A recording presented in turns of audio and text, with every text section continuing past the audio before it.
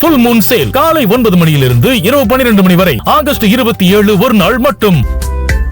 நேற்று மாலை நேபாளத்தில் ஏற்பட்ட பயங்கர வெள்ளப்பெருக்கில் பலர் மாயமானதாக தகவல்களானது வெளியாகி இருக்கிறது. இந்த நிலையில் நேபாளத்திற்கு புனித யாத்திரை சென்ற ஈஷா குழுவை சேர்ந்த 80 பேர் மாயமாகி இருப்பதாக தகவலானது வெளியாகி இருக்கிறது. அதாவது ஜக்கி வாசுதேவ் அவர்களே கண்ணீர் மல்க அந்த தகவலை தெரிவித்தார். அந்த காட்சிகளை நாம் பார்த்தோம்.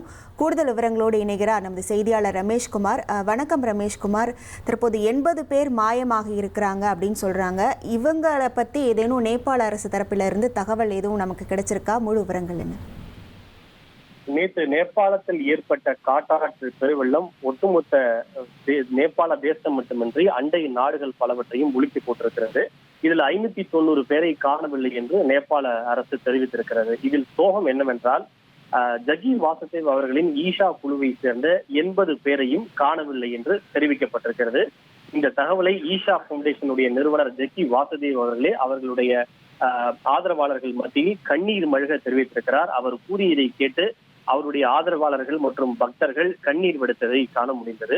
குறிப்பாக இவர்கள் எல்லாம் ஈஷா அங்கு நேபாளத்தில் கைலாஷ் மான்சரோவர் யாத்திரை சென்றுவிட்டு திரும்பி வந்து கொண்டிருந்தவர்கள் அந்த நேபாளத்தில் ஏற்பட்ட வெள்ளத்தின் போது காணாமல் போயிருப்பதாக அவர் தெரிவித்திருக்கிறார். மொத்தம் 80 பேரை காணவில்லை என்று தெரிவிக்கப்பட்டிருக்கிறது.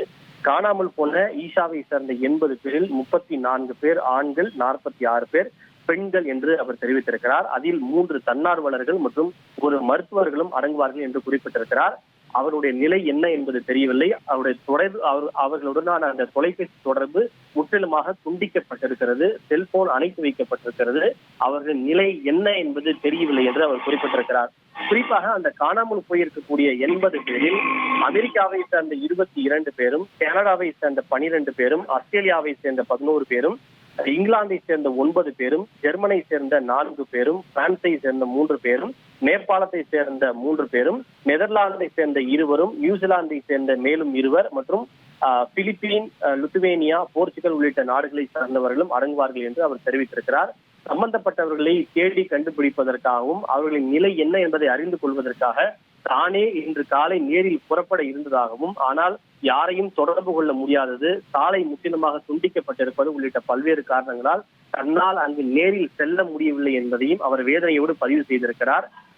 இவர்களுடைய நிலை என்ன என்பது தெரியவில்லை என்றாலும் கூட இருக்கின்ற பேரழிவை வைத்து பார்க்கின்ற போது மோசமான செய்திகளே கிடைக்கும் என்றும் அவர் கண்ணீர் மல்க தெரிவித்திருக்கிறார். இருப்பினும் அவர்களிடமிருந்து சாதகமான பதில்களோ அல்லது நல்ல செய்தியோ வரும் என்று தாங்கள் நம்பிக்கையோடு காத்திருப்பதாகவும் ஜக்கி வாசுதேவ் அவர்கள் தெரிவித்திருக்கிறார். ஃபுல் மூன் சேல் காலை 9 மணியிலிருந்து இரவு 12 மணி வரை ஆகஸ்ட் 27 ஒரு நாள் மட்டும்.